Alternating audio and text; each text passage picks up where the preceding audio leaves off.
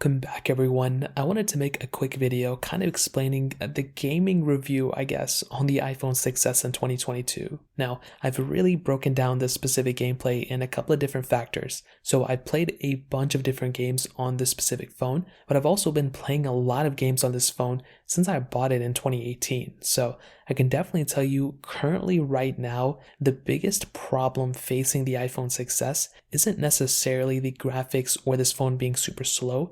It's the battery life within this device. So I will definitely tell you two things with this iPhone. It overheats like crazy if you're playing really any game. Even if you're using it, it'll pretty much overheat. But also, if you're playing super intensive games, the battery life is going to go down like crazy. You can tell from the footage that I'm playing right now that most of the time, sometimes I may have it plugged in, but my battery life goes down so crazy, and that was actually a pretty big problem with the iPhone 6s. The 6s actually had a pretty massive battery degradation problem, but it also had some throttling that happened as well. So my specific iPhone 6s maybe has like 70 something percent left in the battery health, but I've also played this exact same game in these games on the iPhone 7s, on the iPhone 6, a lot of iPhones, surrounding this, including the 6s Plus, and I'm having the same exact issue. So if you're playing a lot of intensive games on the 6s, the battery life is going to be the biggest problem, but you would be surprised at how many current games run fairly well on the 6s. And the main reason for this, it's not magic, it's not that the 6s is super powerful, which it kind of is.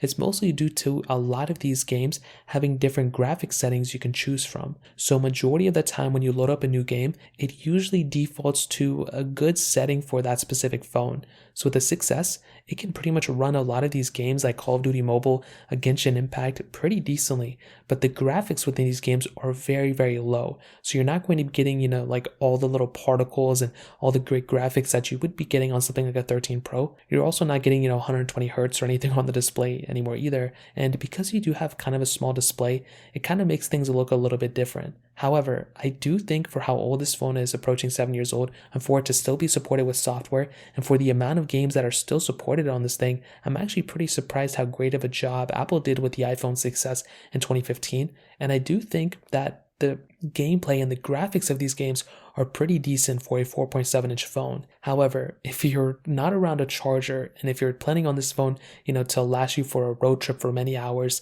the biggest problem you're going to be getting is battery life and this phone overheating. Other than that, I'm actually pretty surprised about the graphics. If you want more videos on this thing, like I mentioned, you can look back on my channel. I made tons of videos on this thing about gaming, just dedicated gaming videos. So that's kind of how I feel about this iPhone right now. If you guys have any questions or anything, let me know in the comment section below. Hit the like button, that would mean so much, but definitely hit that subscribe button. More importantly than everything else, I love every single one of you guys. Hopefully I'll catch you guys in the next video. Peace out till then.